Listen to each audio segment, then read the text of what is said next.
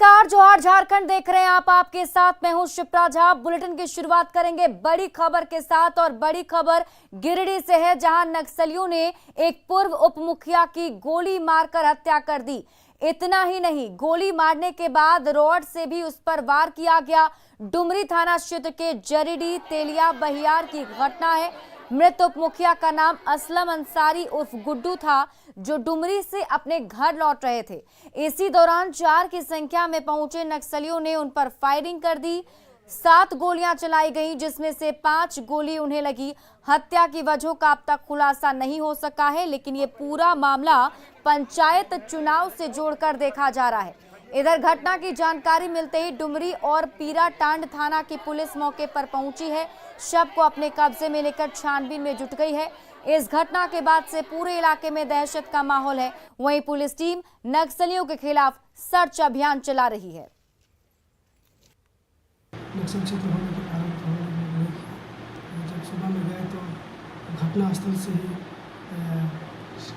2 खोखा इंसास का और 2 और है खोखा, मतलब कुल मिलाकर के 4 खोखा हम लोग बरामद किए और 2 जिंदा राउंड। उसका भाई, जैसा कि भाई और पिताजी बता रहे थे, वो लोग वर्दी में थे। वर्दी में थे? हाँ, ये नक्सली वारदात हुई। संभवतः ऐसा कहा जा सकता है। और बड़ी खबर बोकारो से आपको बता दें, यहां बंगाल से सटे जारीडीह के जंगल में तेंदुए का आतंक दिख रहा है। यहां तेंदुए ने पिछले 10 दिनों में 4 मवेशियों को मार डाला। जंगल में लगे ट्रैप कैमरे में तेंदुए की तस्वीर कैद हुई। तेंदुए के आतंक से ग्रामीणों में दहशत है। वहीं वन विभाग इस पूरे मामले पर लापरवाह बना हुआ है। बंगाल बॉर्डर इलाके में भस्मी, योगीडीह और पुराना पानी गांव के लोग तेंदुए के हमले से सहमे हुए हैं। पहले यहां के ग्रामीण हाथियों के उत्पात से परेशान थे, तो हाल के दिनों में तेंदुए ने इस कदर आतंक मचाया है कि शाम को ग्रामीण गांव में घूमने से डरने लगे हैं। ट्रैप कैमरे में तेंदुआ जानवर को अपना निवाला बनाते दिख रहा है। वहीं जब वन विभाग ने इस बारे में खोजबीन की तो तेंदुए के साथ ही बाघ के भी जंगल में भटकने की जानकारी मिली है, लेकिन अब तक वन विभाग की ओर से कोई कार्रवाई नहीं की गई। तो खबर आपको बता रहे हैं, देखिए यहां बंगाल से सटे जारीडीह के जंगल में तेंदुए की जानकारी मिली है। यहां तेंदुए ने 4 मवेशियों को पहले तो अपना शिकार बना लिया। तेंदुए को कैमरे में कैद किया गया है। ट्रैप कैमरे के जरिए तस्वीर सामने आई है। जो तस्वीर हम आपको दिखा रहे हैं, देखिए यही वो तेंदुआ है जो जारीडीह के जंगल में फिलहाल मौजूद है और वहां के आसपास के जो लोग हैं, ग्रामीण हैं, वो इस तेंदुए से दहशत में हैं और वन विभाग को इसकी जानकारी दे दी गई है। हमारे सहयोगी मृत्युंजय कुमार अधिक जानकारी के साथ जुड़े हुए। मृत्युंजय, क्या जानकारी अब तक, क्या अभी वन विभाग की तरफ से कोई कार्रवाई इस ओर की जा रही है? जी, मैं आपको बता दूं कि जरीडीह का जो जंगली इलाका है, जो पश्चिम बंगाल से सटता है पुरुलिया जिले से, इसमें लगातार 10 दिनों से ग्रामीणों के जो जानवर है, मवेशियों का, उसका शिकार हो रहा था। लेकिन जब इसकी पड़ताल की गई तो वन विभाग जो पुरुलिया है उसके द्वारा एक जंगल में ट्रैप कैमरा लगाया गया था। इसी में यह कैद हुआ है कि तेंदुआ लगातार जानवरों का शिकार कर रहा है। हालांकि बोकारो वन विभाग को कोई जानकारी नहीं थी। लोग भी ये बात नहीं बता पा रहे थे कि आखिर शिकार किसके द्वारा किया जा रहा है। लेकिन अब जब बातें सामने आई है, तस्वीरें सामने आ गई है, तो अब वन विभाग जरूर इस पर कोई एक्शन लेगा और तेंदुए को भगाने का प्रयास करेगा। लेकिन जिस प्रकार से भौगोलिक स्थिति है पश्चिम बंगाल और झारखंड के बॉर्डर का जो जंगली इलाका है, इसमें हम कह सकते हैं कि जब तक सक्रियता वन विभाग के दोनों तरफ से नहीं होगी, तब तक तेंदुए का आतंक है उसको कम नहीं किया जा सकेगा। सबसे बड़ी बात है कि एक बाघ भी इसमें तस्वीरों में जो वन विभाग पुरुलिया है उसके द्वारा बात सामने आ रही है कि वो भी घूम रहा है। तो कहीं ना कहीं कह सकते हैं कि लोगों के लिए खौफ का विषय जरूर है। लोग सहमे डरे सहमे हुए हैं। अब ये देखना होगा कि वन विभाग इस पर क्या फर्दर एक्शन लेती है। जी, बहुत बहुत शुक्रिया तमाम जानकारी के लिए मृत्युंजय। बढ़ते आगे, जामताड़ा से बड़ी खबर सामने आ रही है। यहां गाड़ी से जिलेटिन वायर और जिलेटिन की छड़ बरामद की गई है। गुप्त सूचना के आधार पर बेवा के पास ये सफलता मिली। जब्त विस्फोटकों में 28 कार्टन जिलेटिन वायर और 8 कार्टन जिलेटिन छड़ शामिल हैं। पुलिस की कार्रवाई के दौरान ड्राइवर यहां से भाग निकला। मिली जानकारी के मुताबिक गाड़ी साहिबगंज की ओर से जा रही थी और पुलिस ने हांसी पहाड़ी के पास उसे रोकने की कोशिश की, लेकिन ड्राइवर गाड़ी लेकर भाग निकला, जिसके बाद बेवा के पास गाड़ी को पकड़ा गया।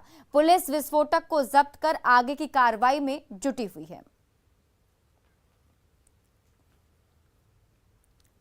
गिरिडीह में टावर चौक के पास प्रदर्शन कर रहे किसान मंच के लोगों पर पुलिस ने कल जमकर लाठियां भांजी। आपको बता दें कि अपने नेताओं पर फर्जी मुकदमे को हटाने और रजिस्टर 2 की मांग को लेकर आंदोलन कर रहे किसान पेट्रोल और मिट्टी का तेल लेकर आत्महत्या करने के लिए पहुंचे थे। उसी दौरान विरोध प्रदर्शन को पुलिस की ओर से रोकने की कोशिश की गई, लेकिन जब किसान नहीं माने तो पुलिस की ओर से जमकर लाठियां बरसाई गई। वहीं कई किसान को हिरासत में भी लिया गया है। पुलिस पर महिलाओं से भी अभद्रता का आरोप लगा है। मामला आगे बढ़ते देख उपायुक्त की ओर से प्रदर्शनकारी किसानों को वार्ता के लिए बुलाया गया है।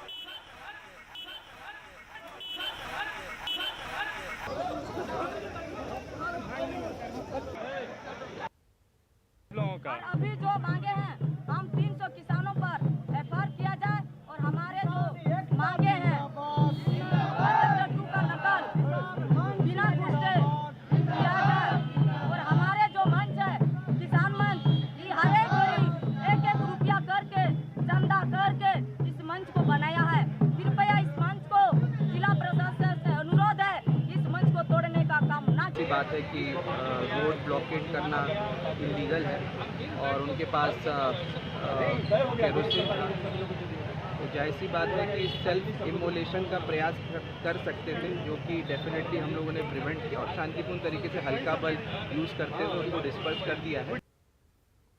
और अब बात करते हैं राजनीति जगत से जुड़ी खबरों की। गठबंधन सरकार में कोऑर्डिनेशन कमेटी का गठन कर लिया गया है। JMM supremo Shibu Soren committee के अध्यक्ष होंगे। कमेटी में गठबंधन के 9 नेताओं को शामिल किया गया है। कोऑर्डिनेशन कमेटी के गठन को डैमेज कंट्रोल से जोड़कर देखा जा रहा है। बताया जा रहा है कि राज्यसभा चुनाव में कांग्रेस को झटका लगने के बाद ये सियासी चाल है। कमेटी में कांग्रेस की तरफ से आलमगीर आलम, राजेश ठाकुर और बंधु तिर्की का नाम शामिल है, जबकि जेएमएम की तरफ से सरफराज अहमद, फागू बेसरा, विनोद पांडे, योगेंद्र प्रसाद का नाम शामिल है। आरजेडी से सत्यानंद भोक्ता का नाम शामिल है। कोऑर्डिनेशन कमेटी पर मोहर सीएम हेमंत सोरेन ने लगाई। हेमंत सोरेन के साथ कांग्रेस प्रभारी अविनाश पांडे, राजेश ठाकुर और आलमगीर आलम की बैठक में इस पर मुहर लगी।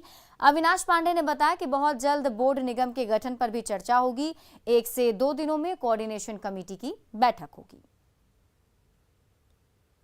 मुझे खुशी है कि आज एक 9 सदस्यीय समन्वय समिति की आज हम लोगों ने उसको फाइनल किया, जिसमें माननीय सीवी रंजन जी के अध्यक्षता में एक 9 सदस्यीय ये समन्वय समिति होगी, जो आने वाले समय में राज्य के विभिन्न राजनीतिक और हमारे संगठन के गठबंधन सरकार की जो विभिन्न नीतियां हैं, उन सभी में एक समन्वय स्थापित कर और ज़्यादा बेहतर तरीके से कैसे हम रख सकते हैं, जिसमें आने वाले समय में सभी बोर्ड, निगम और राजनीतिक नियुक्तियां और इन सभी विषयों पर को लेकर राजनीतिक भी जो हलचल हैं, गतिविधियां हैं, जो हमारा कॉमन मिनिमम प्रोग्राम है, उसको भी कैसे बेहतर प्रभावी तरीके से उसका अमल हो सकता है।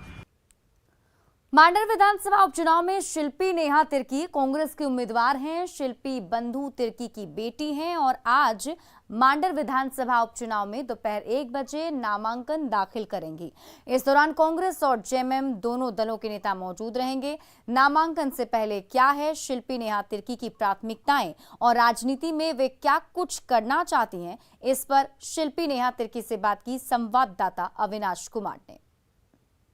मांडर उपचुनाव में कांग्रेस ने उम्मीदवार की घोषणा कर दी है। उम्मीदवार के तौर पर शिल्पी नेहा तिर्की चुनावी मैदान में है।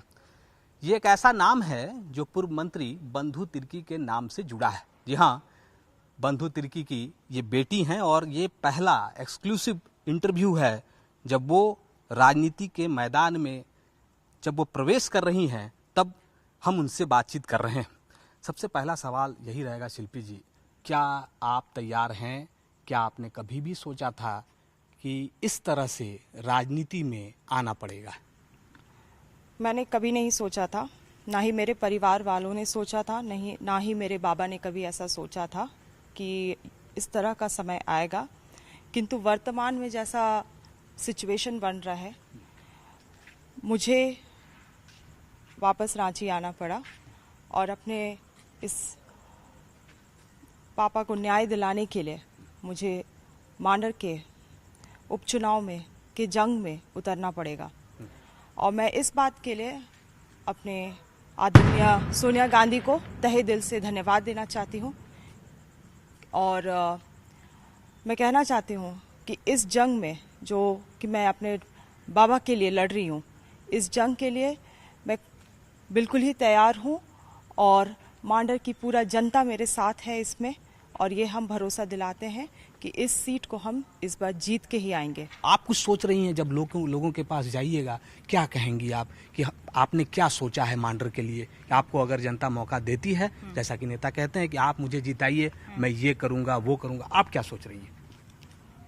मेरी तो एक ही विजन है जो कि बाबा की विजन है। बाबा हमेशा ही स्वच्छता, शिक्षा और रोजगार को लेके उनकी जंग रही है। और बिल्कुल भी जो हमारी झारखंडी मूलवासी लोगों का जो संस्कृति को और परंपरा को बचाने के लिए उनका जंग रहा है अभी तक, उसी को मैं आगे लेके जाने चाहती हूँ। और बाबा का सहायता रहेगा तो मुझे लगता है हम इस बार डबल द फोर्स के साथ विल गो अहेड। शिल्पी जी, आप जीतेंगी? आपको लग रहा है कितना % कॉन्फिडेंट है? कॉन्फिडेंस, देखिए, ये जीत और हार की बात नहीं है। जो बाबा के साथ अन्याय हुआ है उसको हम जनता के अदालत में लेके जा रहे हैं और ये जनता डिसाइड करेगी what is 6 lakh, what is 7 lakh कि बंधु तिर्की क्या है और क्या किए हैं अभी तक। उसकी जनता के अदालत को में हम ये केस लेके जा रहे हैं। अब बहुत अच्छी बात शिल्पी जी ने कही है। एक सजे हुए मजे हुए राजनीतिज्ञ की तरह उन्होंने कहा कि हम तो जनता की अदालत में जा रहे हैं, जनता को फैसला करना है कि उनके भाग्य का फैसला क्या होगा। लेकिन ये लड़ाई वो लड़ेंगी क्योंकि बाबा के साथ यानी बंधु तिर्की के साथ न्याय नहीं हुआ है। कैमरा पर्सन संत के साथ अविनाश कुमार, न्यूज़ 18 रांची। और रांची में कांग्रेस की 2 दिवसीय कार्यशाला आयोजित की गई। कार्यशाला में पूरे प्रदेश के पदाधिकारियों को आमंत्रित किया गया। प्रदेश अध्यक्ष राजेश ठाकुर ने कहा कि हमारे लिए संगठन ही सबसे बड़ा लक्ष्य है, इसके बिना कुछ भी संभव नहीं। संगठन मजबूत होने पर ही कांग्रेस आगे बढ़ेगी। वहीं प्रदेश प्रभारी अविनाश पांडे ने कहा कि नए संकल्प के साथ पार्टी को मजबूत करने के लिए आगे बढ़ना है।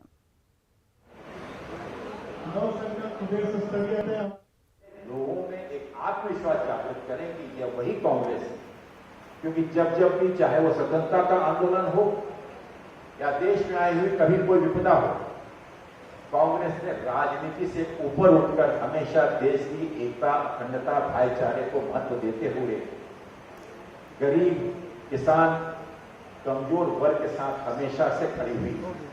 संगठन को लेकर के आगे बढ़ना है। आप सब जानते हैं कि किस तरह से संगठन का चुनाव भी प्रत्येक जिले में हो रहा है और जो प्रत्येक जिले में बीआरओ गए हैं, डीआरओ गए हैं, उनके साथ समन्वय स्थापित करके हम लोगों को ये तय करना है कि कैसे संगठन जो है बूथ तक मजबूत हो।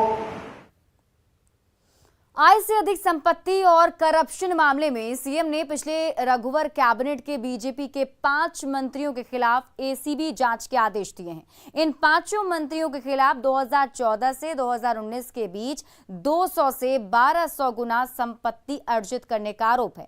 इस मामले में पंकज कुमार यादव ने 2020 में झारखंड हाईकोर्ट में एक याचिका दाखिल की थी और अब मुख्यमंत्री ने पिछले रघुवर कैबिनेट के अमर बाउरी, रणधीर सिंह, लुइस मरांडी, नीरा यादव और नीलकंठ सिंह मुंडा के खिलाफ एसीबी जांच के आदेश दिए हैं। स्पष्ट हो जाएगा कि इन 5 साल मंत्री रहते हुए इन्होंने बहुत बड़ा भ्रष्टाचार किया है, चाहे वो रणधीर सिंह हो, चाहे नीरा यादव हो, चाहे अमर बाउरी हो, चाहे नीलकंठ सिंह मुंडा हो, चाहे लुइस मरांडी हो। इन्होंने अपने 5 साल के कार्यकाल के दौरान सैकड़ों करोड़ की संपत्ति अर्जित की है अवैध तरीके से। और एसीबी ने इस मामले में कल एसीबी जांच के आदेश हुए माननीय मुख्यमंत्री के द्वारा। तो मुझे विश्वास है कि जब इस पर जांच होगी तो कुछ न कुछ ठोस निकल कर सामने आएगा। जामताड़ा के 5 युवकों ने जेपीएससी की परीक्षा में बाजी मारी है। जेपीएससी में 5 युवकों की सफलता ने जामताड़ा को गौरवान्वित करने का काम किया। जामताड़ा शहर के ही पाकडी मोहल्ले के अकरम रजा ने जेपीएससी में 24वां रैंक पाया है। वहीं फतेहपुर के गौतम कुमार मोदी ने 19वां रैंक लाकर नाम रोशन किया। इसके अलावा कर्माटांड विद्यासागर के काशीटांड गांव के चिरंजीवी मंडल और मुरली डी के विजय मंडल ने भी सफलता पाई है।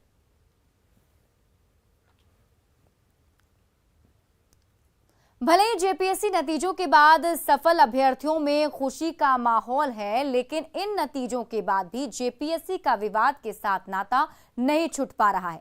पिछले सभी परीक्षा परिणामों की तरह 7वीं, 8वीं, 9वीं और 10वीं सिविल सेवा मुख्य परीक्षा का रिजल्ट भी विवादों में घिर गया है। इन नेताओं ने झारखंड लोक सेवा आयोग पर आरोप लगाते हुए कहा कि कैटेगरी वाइज रिजल्ट नहीं जारी किया गया। आयोग की ओर से उत्तीर्ण अभ्यर्थियों की संख्या भी सार्वजनिक नहीं की गई। इसके अलावा कट ऑफ मार्क्स भी जारी नहीं किया गया। मुख्य परीक्षा का फाइनल रिजल्ट आ चुका है और रिजल्ट आने के परिणाम से जो एक बहुत बड़ा धांधली सामने आया, पहला कि इसमें सर्टिफिकेट का बहुत बड़ा महाघोटाला किया हुआ है कि जैसे ईडब्ल्यूएस, एसटी, एससी और ओबीसी का इस राज्य के ही जो कैटेगरी है और जिसको मौका मिलना चाहिए, लेकिन बहुत ऐसे अभ्यर्थी हैं जो हम लोग को पता चला है कि बाहर राज्य के हैं और ईडब्ल्यूएस कोटा से उनका हुआ है। रिजल्ट के साथ में कट ऑफ जारी करना चाहिए था, जो कि आप लोगों ने नहीं किया और ये जो है जेपीएससी की गड़बड़ी है। और यहाँ पर बता रहे हैं कुछ नहीं होने वाला है। यहाँ पर सब नीचे से ऊपर सब लोग एक साथ में हैं और हम लोग कहीं भी जाएंगे यहाँ कुछ नहीं होगा। सिर्फ यही होगा कि जो गरीब छात्र बच्चे यहाँ पढ़ने के लिए आए हैं वो पुनः जो है सो हतोत्साहित होकर के घर चले जाएंगे और फिर से अगला बारगी बोले न कि 21 साल में आदमी जवान हो जाता है, लेकिन अभी तक जेपीएससी सुधरा नहीं है और ना ही सुधरने वाला है।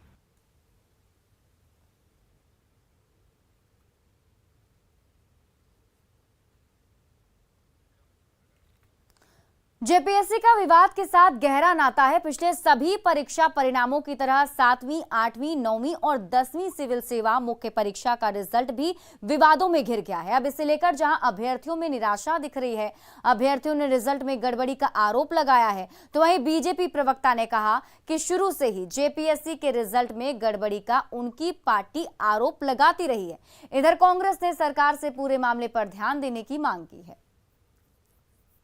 शुरू में जब आंदोलन हम लोगों ने किया था तो हमारा मकसद यही था कि जो इंटेंशन, इन लोगों का इंटेंशन बाहर निकालना, लेकिन अनफॉर्चुनेटली लोगों का साथ वैसा नहीं मिल पाया कि गवर्नमेंट की इंटेंशन बाहर आ सके। लेकिन आप देखिए रिजल्ट आते ही ये सारी बातें क्लियर हो गई कि अगर आपने कैटेगरी वाइज रिजल्ट नहीं दिया है, आपने अभी तक कट ऑफ मार्क्स रिलीज नहीं किया, आपने अभी तक मार्कशीट रिलीज नहीं किया है, इसका साफ मतलब यही है, जाहिरी तौर पर यही है कि आपका जो सिलेक्शन प्रोसीजर है, आपके सिलेक्शन करने का जो इंटेंशन था, जिस वजह से आपने सिलेक्शन किया था, वो पूरी तरह से फ्लॉड है।